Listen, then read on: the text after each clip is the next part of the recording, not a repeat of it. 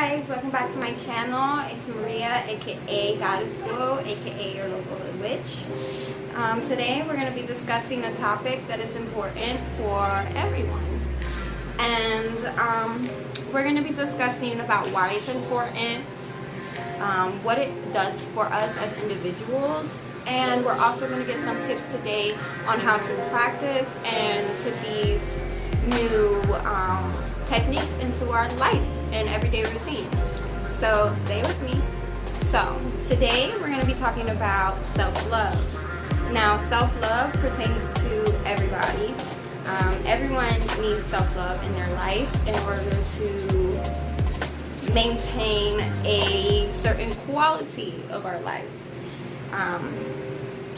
I figured that this topic is really important because a lot of people do not grow up knowing the importance of taking care of ourselves and taking care of ourselves more in the sense of materialistic being and financial being, but in the sense of where we take care of our emotional stability, our mental health, and really just take care of ourselves how you would expect a friend to take care of you, or you would expect to take care of your friend.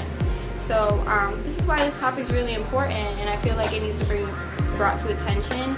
And I also realized that growing up, it wasn't something that was focused on, at least in my childhood and my adolescence. It wasn't an importance. It wasn't taught to me with importance, like your mom would teach you to drive a car. Those two did not connect. I didn't learn about self-love myself until growing up and reaching a point of becoming a young adult and growing and transitioning into adulthood. That's when I began to really indulge and learn about self-love.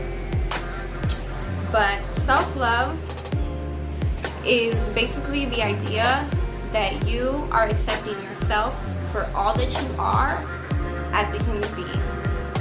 That means accepting yourself and how you feel emotionally, accepting how you look physically, and accepting whatever deals with you and is the makeup of you, is accepting it. So, for instance, I have crooked teeth. It used to be a big issue for me, and it used to take a toll on my self-esteem, because I thought that you needed a perfect smile in order to reach this level of beauty. And over the years, I have learned to accept that this is just my smile. This is my teeth. I have no control over it. I had no, I couldn't put my input on when I was being made and say, hey, make sure I have perfectly straight teeth, or, it didn't work like that. It was something I was born with, and during the time growing up, I had a hard childhood, and I didn't have easy access to braces like everybody else, or not everybody else, but in a majority of kids that I grew up with. I didn't have the same opportunity to help myself, and over time I had to just grow up and realize that it's just a part of me, and I had to accept it. And if I do want to, now that I'm an adult, I do want to change it, it's going to be because I want to change it for myself, not because I think that I need to change my teeth in order to reach this level of made up acceptance for standards of beauty and society's view and all this other stuff. No. So I just want to get into this topic and just give you what I've learned so far. And even if you're able to take one thing from this video, I will be so happy, because one change can offset a bunch of changes. You do one thing, and because you did that one thing, now it's like a domino effect. So if you can just take one thing, if whoever is watching, you're able to just take one thing from this video and implement it into your life, your routine, your thinking, whatever it is that helps you and benefits you in a good way and makes you happy, that's all I want. So let's just get into the topic. So like I said, accepting yourself for what you are is the definition of self-love. It's just acceptance. Accepting you for who you are, what you are, and what you come with. Accepting it. Also, when you are on this journey, you begin to see yourself in a different view. When you're on a self-love journey, it's a lifelong journey. No one just finds self-love today, tomorrow, next week, and that's it. It's an evolving journey. Through all our lives, all our stages of life, we're going to have to continue learning and teaching ourselves to love and accept ourselves for who we are.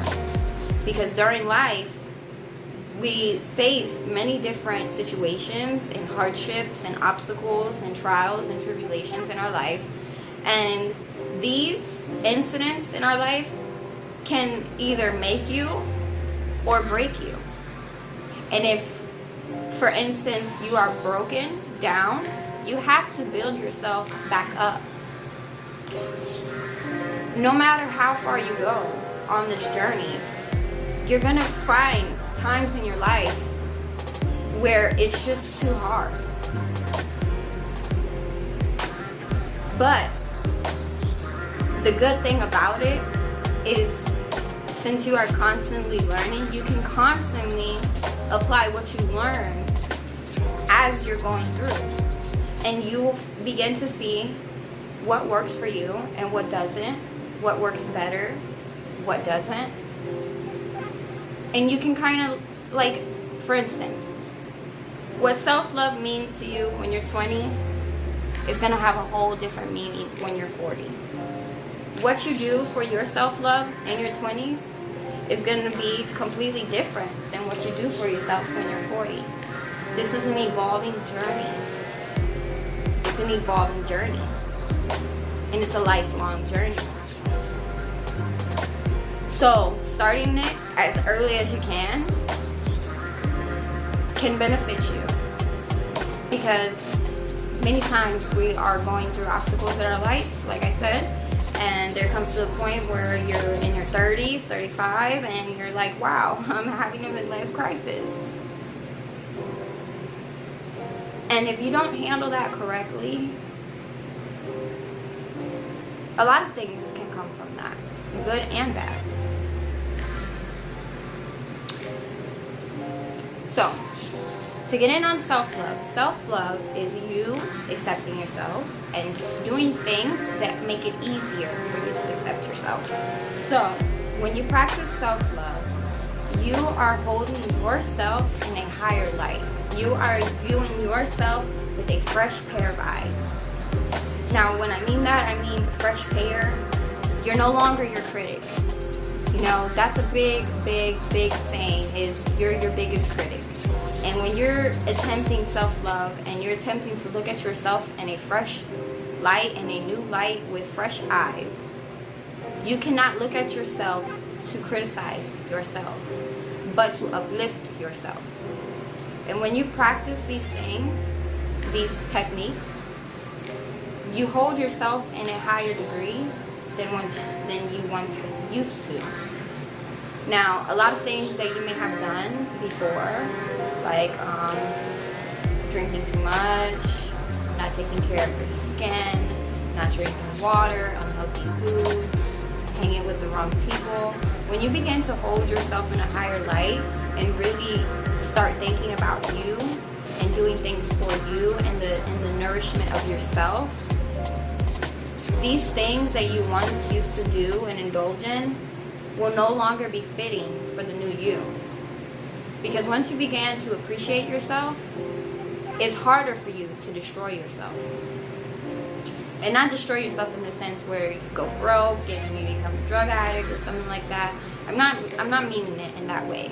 You know, because there's many things that we can do to destroy ourselves. We do not have to partake in drugs or abuse ourselves physically. But there's many things that we do, like hanging with the wrong friends, knowing that these people do not have your right intention in mind, yet you're craving for the attention of somebody else, that you go and follow lead anyway. Things like that. It will not be happening as much as it does, you know, because I know I can name a lot of things that I do that are unhealthy. But as I began to practice self-love and as I join in on this journey, there's a lot of things that I don't want to do anymore. Like, I smoke weed. I smoke a lot of weed. Like, a lot of weed. And I'm to the point where I'm so focused on me, and I want to grow, and I want to just do so much in my life that I feel like weed is holding me back a little bit. Like, I gotta be honest with myself. I'm in a herbal entanglement, man. It's not fun. You know, you ever heard your friends say, hey, like, oh, let's go shopping real fast, and they're like, hey, I gotta smoke blunt first. Like, yeah, that's me. And, you know, and I have to realize, like, if I want to do this YouTube journey with you guys, and I want to put my all into you guys and give you 100% me, I can't smoke weed all day and be lazy. It's just not going to happen. I'm not going to get where I want to be, especially in the way that I want to be, if I'm sitting here doing things that aren't contributing to this new process that I'm on. I also want to touch on a very important, what is that word? I always do this. I have brain farts. That's why I think I need to stop smoking weed, because I'd be having brain farts. My brain just be like, you got words? No, you don't. But one of the things I realized is when I meet very confident women who are secure with themselves, accept themselves, love themselves, and know what they will and will not take, when you know your worth, you start making standards for yourself, what you will and will not accept. And when I meet these women, I see that a lot of these women are criticized because they love themselves so much. And there is a line between conceited and self-love. And I don't believe because you love yourself and you know what you're worth and you know what you are good enough for and what you deserve, I don't believe because you come to that awakening with yourself that you are conceited. That it's like, no, I don't think I'm better than you. I just know who I am, and I know what's for me. And I feel like everybody should be able to get to that point in their life without feeling like somebody's gonna sit there and think you're conceited, or you have too much ego, or you have to stick up your ass. You know, your shit don't stink. You know, like everybody's shit stinks. You know, at least I accept mine stinks. You know, we all need to get there. So don't think that just because you're on this journey and you're loving yourself and you're feeling yourself and you're waking up in the mirror and looking at yourself and you're like, yes, baby, I'm what God made. I'm what God made. God made me, all of me, so perfect. I'm a masterpiece made by Him. Can't even see where the brushstroke begins and where it ends, baby. When you wake up and you feel like that, don't think that you are conceited. Do not ever for once think that you are conceited. And do not forever once think that you shouldn't feel that way. Because we should all feel that way about ourselves. Because we are all masterpieces in our own creation. We are. So, you know, there's a line between thinking that you're better than everybody around you and you just loving the hell out of yourself.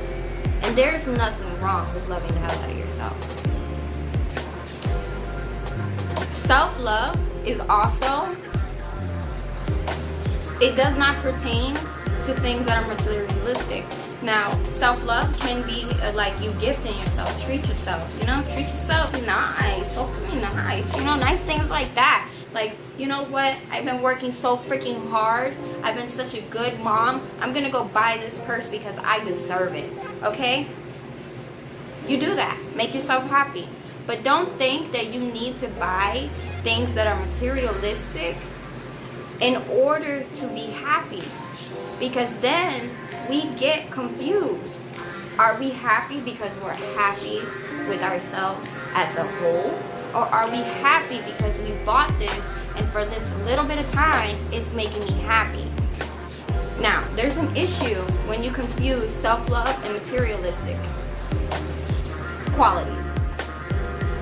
When you confuse the two, self-love gives you long-term gratification. Long-term gratification, and as in you feel happy, at peace, content, stable, whatever it is, you feel good for a long period of time. Instant gratification comes from shopping sprees, smoking too much weed, doing things that just make us happy instantly. Okay? The issue with that is when you become dependent on something else to make you happy, it is harder for you to be happy with yourself.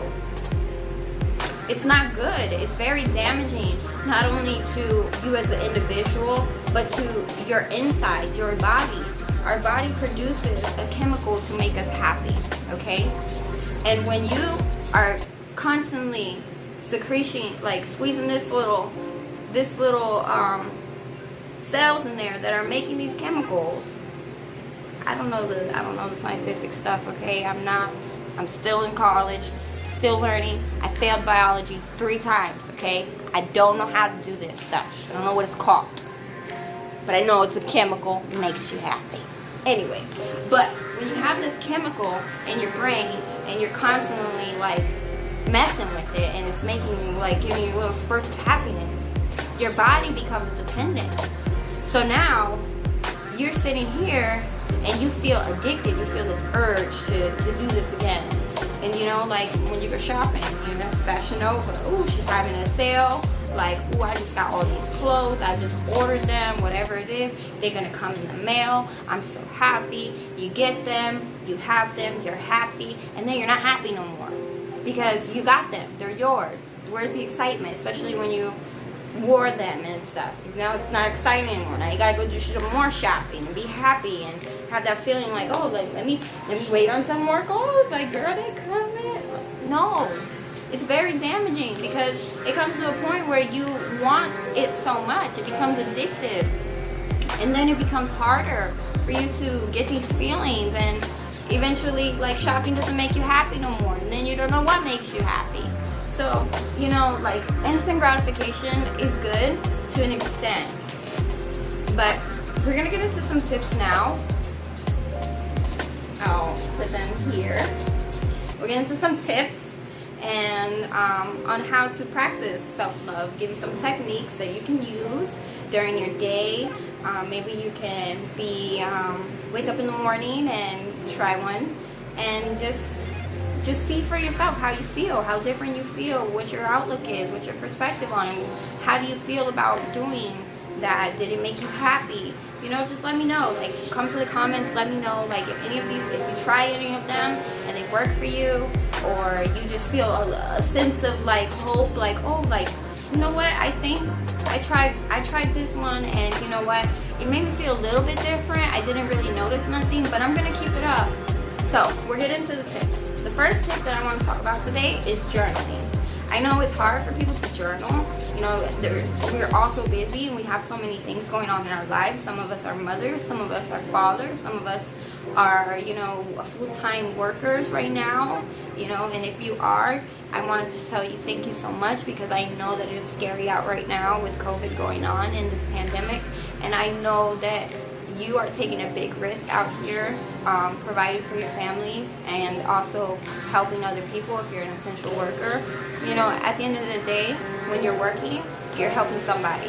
So if you're working, you're helping someone. And I just want to say thank you and that I appreciate you, because it's scary out here right now, and I'm terrified and I'm in my house. So I can just imagine what you guys may feel like if you're working and you're dealing with people on a daily basis and all this stuff is going on around you. I just want to say thank you, and I support you, and I appreciate you so much.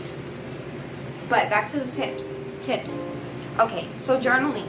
I know journaling seems time consuming. I know it seems like you don't know where you will find the time to do it.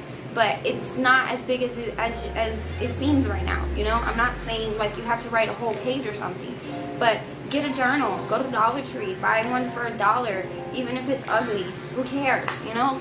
Well, it's a little important for you to care, but if it's ugly, doll it up, write on it, doodle, I don't know, do something that makes you happy, you know? But for journaling, you know, I just want you guys to write. Wake up in the morning, whether it's as soon as you wake up, whether you're writing it on your phone or your notepad, just wake up.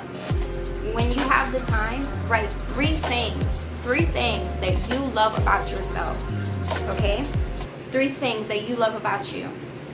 It can be anything, as long as you're acknowledging something positive about yourself and you are writing it down and really just like taking it in. Another topic I want to talk about is, not a topic, a tip is forgiveness. Forgiveness is important. Forgiveness is extremely important because why? We're all human and we all mess up. Like, we all mess up. We all mess up. We all make mistakes. We all done at least one thing in our life that we're not completely happy with. But this is where this tip comes in. You need to forgive yourself, especially if it's things that happened in your past or things that you're just holding on to, you have not let go. Forgive yourself. Sit down and talk to yourself. I know it sounds crazy, but get in that damn mirror and talk to yourself, okay? Tell yourself, you know what? I understand you did this and this and this and this, but I was at this and this and this point in my life, and I thought at the time that it was okay to do blah, blah, blah, blah, blah.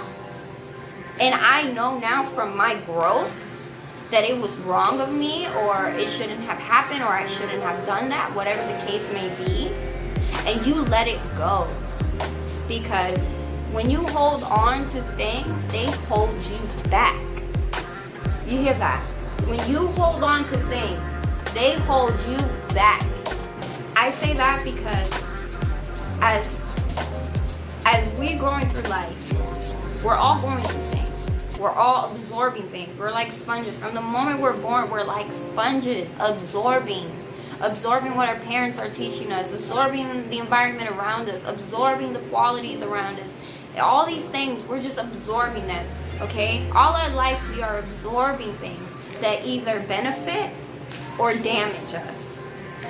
And when you hold on to something that does not benefit you, what you are doing is adding weight.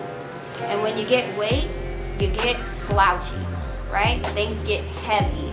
You start feeling heavy. You can't find peace. And it's because all the things you are holding on to, they're collecting, they're piling up, they're gaining weight.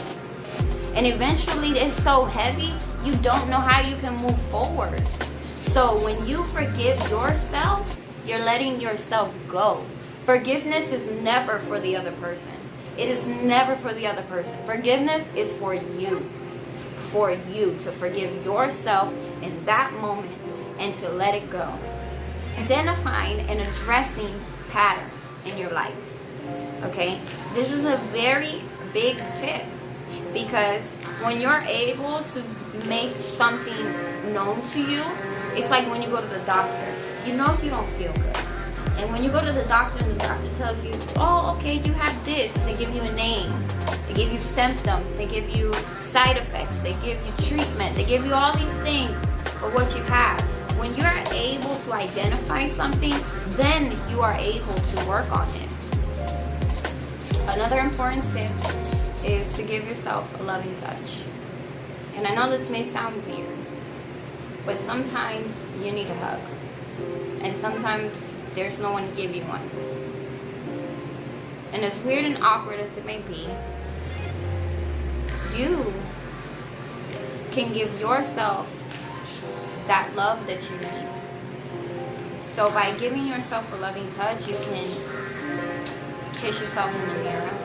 You can hold yourself, hug yourself. You feel stressed out, you feel like too many things are going on and you just need you need to ball up. Just ball up and hold yourself. Just hold yourself. I know it might be weird. Or if you did something great at work, say you got a promotion, hug yourself. Love yourself. You're like, yes, I did that. I did that. I did that. I did it. Good job, bro. Like, I'm so freaking proud of me. I knew I could do it, and I did it. Give yourself a loving touch, because you don't need somebody else to touch you in order to feel happiness or to feel the love that you have inside yourself. And going back on this topic, we're going to touch another topic that may be a little bit too vulgar for some. And by loving touch as well, you need to explore yourself a little bit. And I hate that